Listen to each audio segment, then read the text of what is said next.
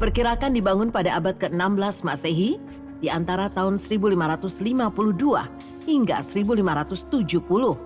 Keraton Surosowan berdiri pada masa pemerintahan Sultan Maulana Hasanuddin, sang raja pertama yang menorehkan awal kejayaan Kesultanan Banten.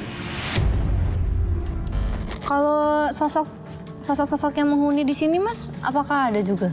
Di sini ada cewek cantik, suka menyanyi, dan cuman ceweknya itu baik. Berarti penunggu Ya, menunggu sosok ini.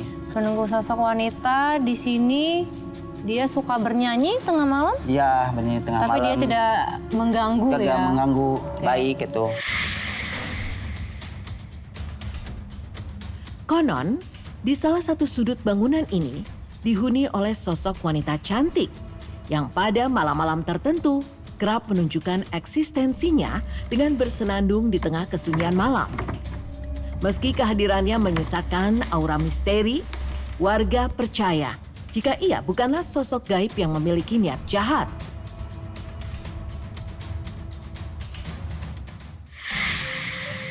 Mas Aden, katanya sungai di pinggir sekolah ini juga angker ya? Iya, katanya. Ada cerita apa tuh, Mas? Itu kalau kata orang katanya ada buaya di sini. Ada siluman buaya? Iya, ada siluman buaya katanya di sini.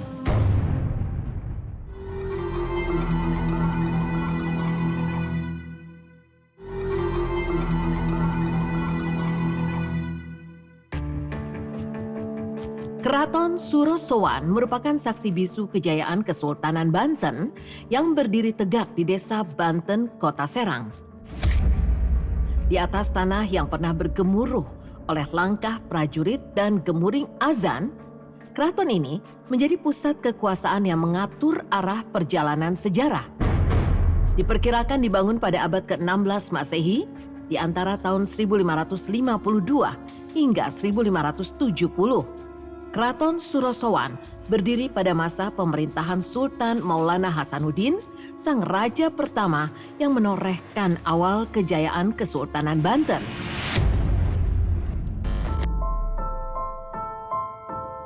Dari sinilah titik awal sebuah peradaban besar dibentangkan, meninggalkan jejak sejarah yang hingga kini masih terasa gaungnya. Kini, Keraton Surosowan hanya tinggal cerita sebuah jejak kejayaan yang membisu di atas tanah seluas kurang lebih 3 hektar. Beberapa bagian bangunan masa lalu masih terlihat wujudnya, meski tak lagi sempurna. Dinding-dinding yang retak dan susunan batu yang tersisa menjadi saksi bisu, mengisyaratkan fungsi dan kehidupan yang pernah bergelora di dalamnya. Sebuah bayangan keagungan yang kini hanya terpantul dalam reruntuhan. Kejayaan Keraton Surosowan perlahan runtuh. Kehancuran pertama terjadi pada sekitar tahun 1682 akibat perang saudara yang menggoyahkan Kesultanan Banten.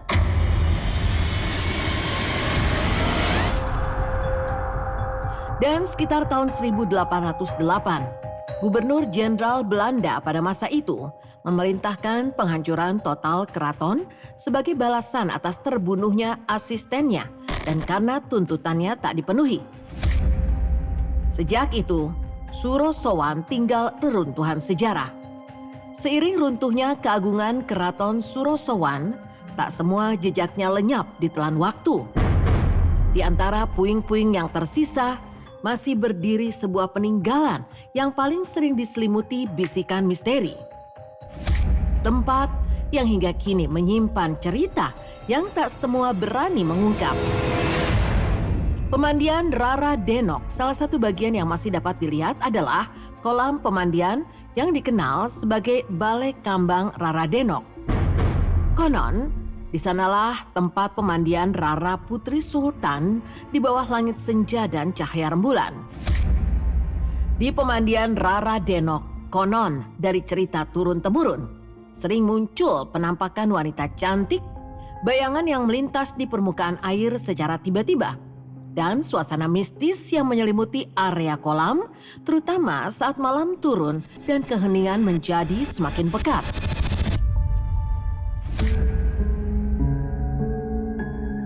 Tak hanya pemandian Rara Denok yang disaluti bisikan misteri, Reruntuhan Keraton Surosowan seakan belum selesai menyimpan cerita. Bukan hanya bayangan yang konon menampakkan diri, namun juga suara-suara yang datang tanpa rupa, seolah masa lalu menolak untuk benar-benar pergi. Misteri suara-suara tanpa wujud di tengah sunyi yang menyelimuti.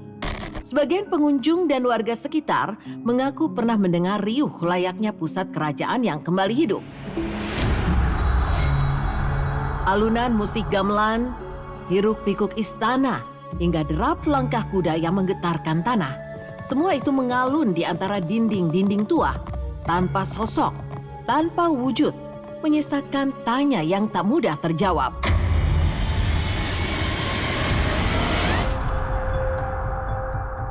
Di sudut yang berbeda, sang penjaga mistis kerap kali hadir di tengah gelap dan sunyinya malam di Keraton Surosowan. Seolah ia masih berjaga untuk kerajaannya, terutama di bekas tempat penyimpanan senjata dan di sekitar benteng yang dahulu menjadi titik pertahanan. Derap langkah tegap yang beradu dengan tanah, seperti baris berbaris pun terdengar sayup terbawa angin. Di sanalah menurut cerita yang beredar, terasa aura yang berbeda. Seolah ada yang mengawasi dalam diam, menjaga sisa kejayaan yang tak lagi berbentuk istana, melainkan bayangan sejarah yang abadi.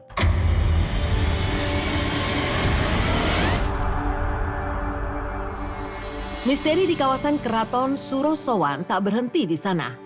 Ada satu tempat lagi di area keraton yang kerap disebut-sebut sebagai titik pusat energi.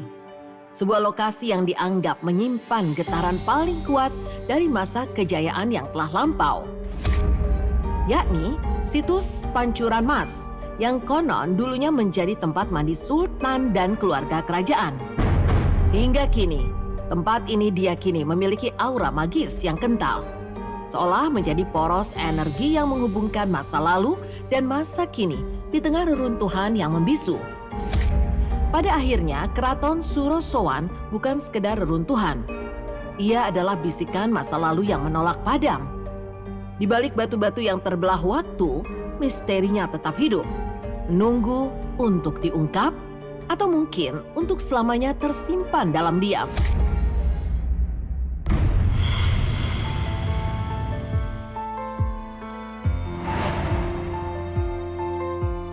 Di balik dinding kusam dan jendela-jendela pecah yang telah lama tak tersentuh, berdiri sebuah sekolah terbengkalai di Tangerang.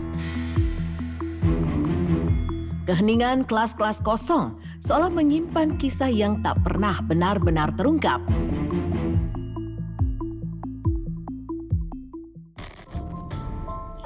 Di Tangerang terdapat sebuah sekolah terbengkalai bertahun-tahun lamanya. Dulu bangunan ini terisi berbagai canda tawa dan juga aktivitas siswa.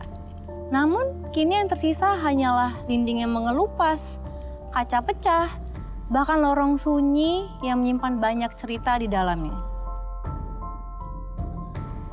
Ikuti penelusuran kami ke berbagai sudut sekolah terbengkalai ini hanya di Antasori Eksperimen. Setelah bertahun-tahun sejak aktivitas belajar mengajar berhenti, bangunan ini perlahan berubah menjadi tempat yang diselimuti bisik-bisik misteri. Bangunan ini adalah sekolah tua dengan berbagai cerita yang mengiringi perjalanannya sebagai lokasi pendidikan generasi penerus bangsa. Setelah selama setengah abad beroperasi, karena satu dan lain hal, sayang sekali sekolah ini akhirnya berhenti beroperasi. Sekilas saya seperti masih merasakan residu energi, aktivitas belajar mengajar, dan aktivitas lainnya yang terjadi di bangunan ini dulu.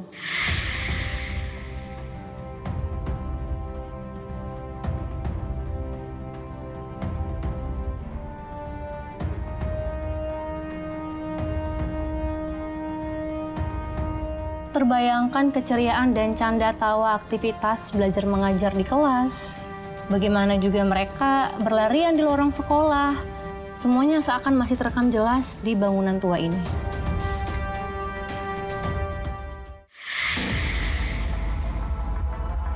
Lorong-lorong yang dulu dipenuhi langkah kaki siswa kini sunyi membeku.